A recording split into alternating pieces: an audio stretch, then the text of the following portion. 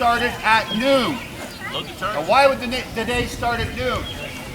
It's awfully hard to take a sun sight at midnight. Ran the charge. So leading up to noon, a young officer would take a device called a sextant. He would point it towards the sun. The sun would reflect in a small mirror that was graduated with lines. He would watch for the sun to gradually rise and rise and rise. And at the moment that the sun started to lower, they knew it had reached its apogee, perigee. So that's been not the green. He would know that the sun was starting to slip, so they had reached noon. He would call noon to the officer to watch, and they would fire a noon gun. The communities around the forts would then know, oh, it's tomorrow now, and that's how they kept the calendar. It was a very important thing because if you and I entered into a contract and I signed it in the morning and then the gun fired and you hadn't signed it yet and you didn't record the date change, the contract wasn't binding. I've already got your property. The contract's not valid because you didn't change the date. I don't have to pay you. Is the noon gun important? The noon gun is important. Your command, sir. Thank you, Mr. Reid. Prepare to fire!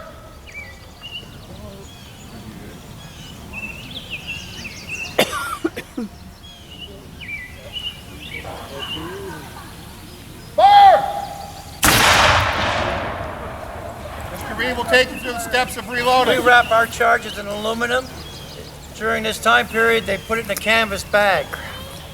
Dry, wet sponge. Now we want to make sure there's no burning embers inside, so we put in a wet sponge. Worm the piece. We worm for a second time. You all saw that piece of aluminum. There's enough there to kill somebody if we shot out of the gun. Dry sponge.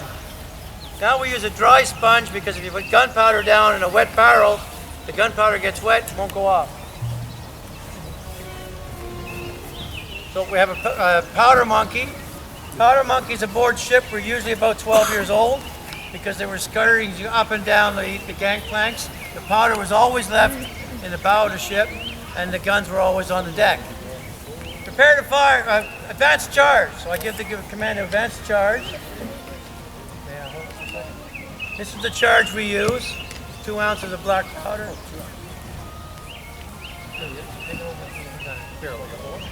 Training a new powder monkey. And that's an affectionate term, not a derogatory term.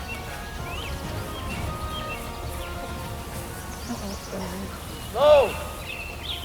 At this point he loads the charge, round the charge. After he's round the charge, I would give him the ball to have the ball brought up to load, but we're only shooting blanks. Advance pick. So we now advance the pick. We have to punch a hole in that tin foil so that the sparks can get it. Pick and prime.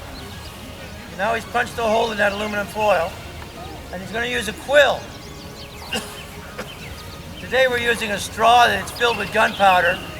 At the time period, they'd take a feather from a bird, the center is hollow, and they'd fill that with powder and use that as a quill. Ready to fire, Mr. Seamus. Prepare to fire! Fire! Prepare to fire! Underneath it. Fire! Underneath that little white tag. No, hold it on it. Wouldn't you be?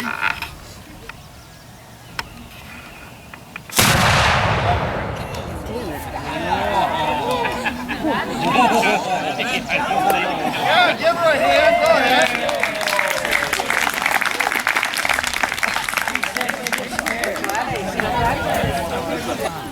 You understand why it's called a 3-pounder. The ball that it fires weighs approximately 3 pounds. It's not the weight of the Prepare to gun. fire. Yep. Here it goes. Fire. And just hold it right on. Don't worry about it. You should be used to it.